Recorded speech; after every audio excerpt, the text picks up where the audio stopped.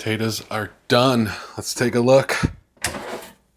Oh my God, look at these bad boys. I know this is a bold claim, but I'm going to show you a potato recipe that might be better than French fries. Crispy on the outside, fluffy on the inside. It's almost like potato chips meets baked potato. I'm going to show you a few tips on how to get these nice and crispy. I even have a sour cream topping for them that you have to try. And it's super easy to make. Bonus if you're a fan of garlic, because we're going to use a lot. But if you're not, it's all good. We can tweak this recipe for you too. Let's stop talking and start cooking. It's my garlic and sour cream Hasselback potatoes. You can do these in the air fryer or the oven. I'll give you time and temp for both. So one trick to making sure that the Hasselback potatoes get nice and crispy is the way they're cut. And you don't need a special tool. I think just about every kitchen has a wooden spoon. And that's what we're gonna use. You can just place the potato in the spoon, and that will actually stop the knife from cutting all the way down.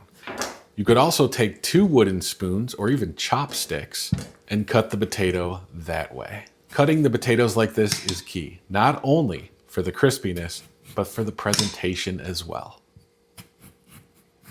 By the way, you can go with any potato you like. I'm using medium red potatoes, but I've done these with even smaller sized red potatoes. You could do these with Yukon Golds, even russet potatoes. So now that we got them all sliced up, it's time to slice up some garlic. And how much depends on, well, how much you love garlic. I'm gonna go with the extreme route on this video, and that's for garlic lovers. If you like garlic, but maybe don't love it, we don't need as much. We're basically gonna stuff a slice of garlic in between each cut. So if you just want a little bit of garlic flavor, just maybe 3 or 4 slices of potato. And you could just spread out where you put them. Putting those slices of garlic inside the potato helps fan them out even more, which will make them even crispier. And just so you know, the sour cream topping we're gonna make later has some garlic in it.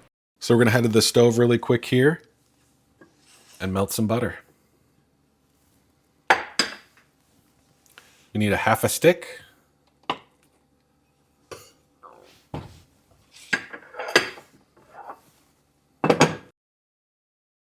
And to that butter, we're gonna add 2 teaspoons of paprika. Now I'm gonna use smoked paprika, but you could use sweet as well. And I like adding it right to the warm butter because I just feel like it wakes up the spice a little bit extra. Then take that delicious smoked paprika butter and pour it right over the potatoes. We're also going to take about 3 to 4 tablespoons of olive oil and add that to the bowl. Now, of course, you don't have to toss them in the bowl like this if you're not comfortable with doing that. You could just add the olive oil to that butter mixture with some salt and pepper and brush it on with a brush. And it's okay if pieces of garlic will come out. It's almost guaranteed that they will, especially if you're tossing it.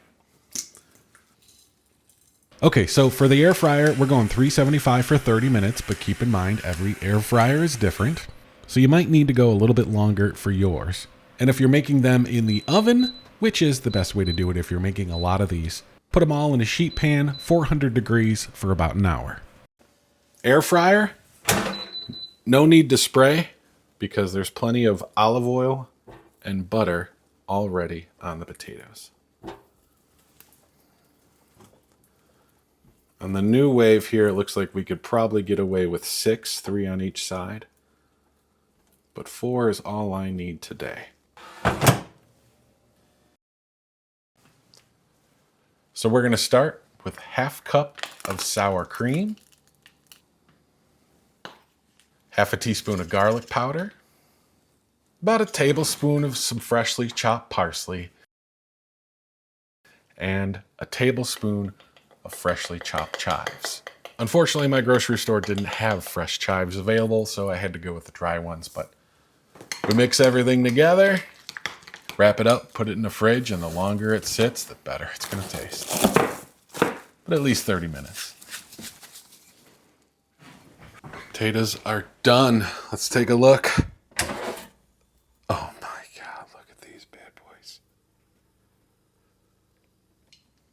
These would go great with steak.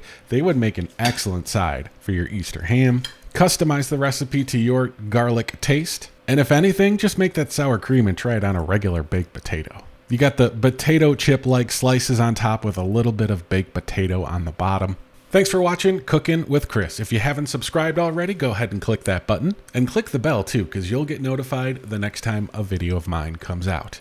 Speaking of videos of mine, you might like this one.